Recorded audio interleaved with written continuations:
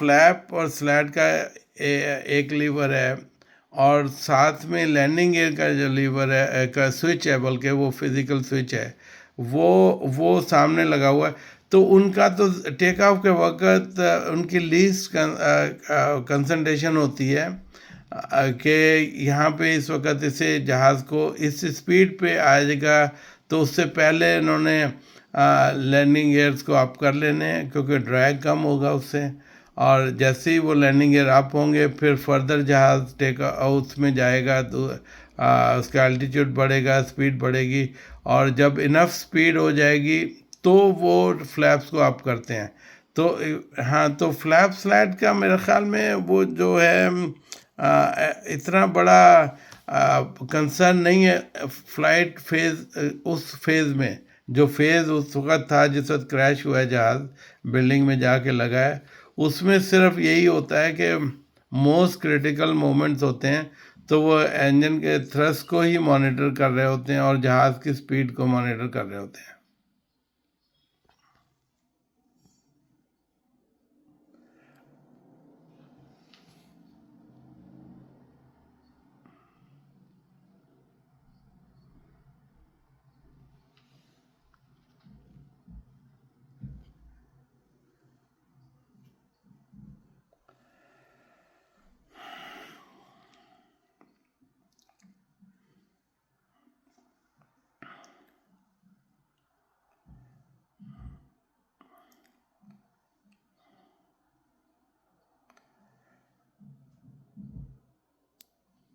नहीं, वो बोइंग और एफएए जो है, वो उनके इन्वेस्टिगेटर जो हैं, वो उन्हें ये तो उनकी साख उनकी जो क्या कहना चाहिए कि कंपनी का एक मामला ऐसा है कि उनकी जो रेपुटेशन क्रेडिबिलिटी एट स्टेक है, तो वो डेफिनेटली अपनी टीम्स भेजते हैं।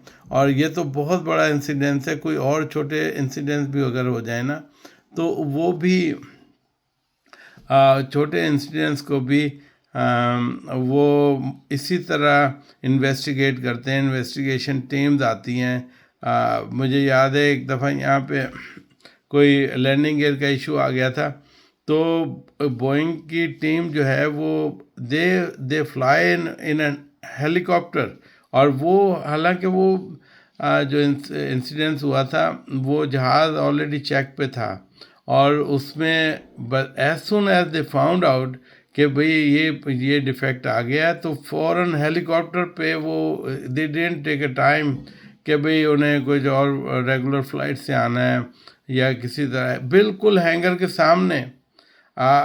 बल्कि मैंने ही जहाज़ को हेलीकॉप्टर को रिसीव किया था। वो इतना अर्जेंट हो गया बोइंग के लिए कि वो दे केम राइट अवे, और top officials.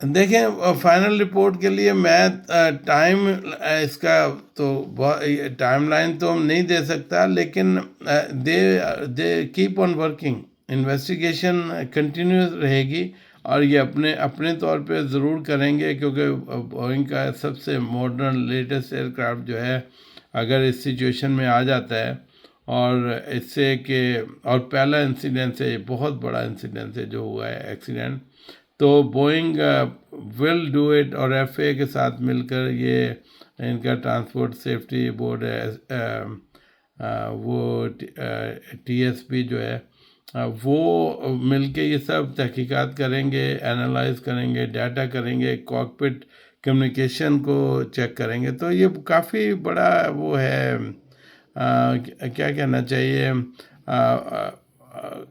It's a big investigation, चलती रहेगी। आप बिल्कुल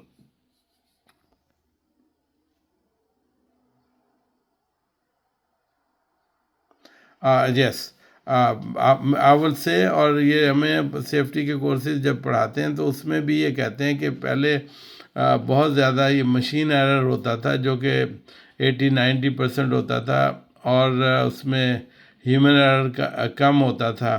लेकिन आजकल जो है ह्यूमन एरर जो है वो 80-90% चला गया है, और मशीन एरर जो है वो बहुत कम हो गया. मशीन इज़ मोर रिलायबल, बहुत रिलायबल मशीन है यार.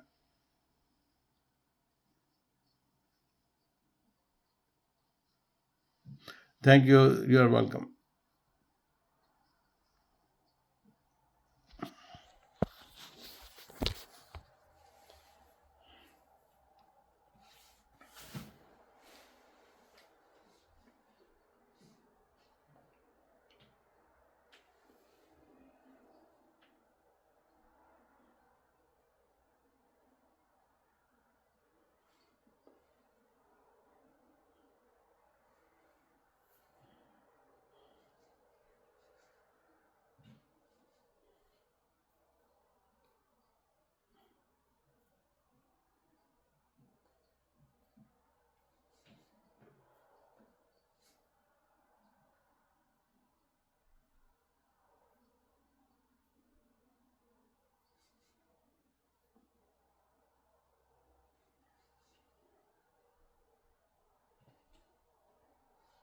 शुक्रिया जी. Thank you very much. Thank you. Bye.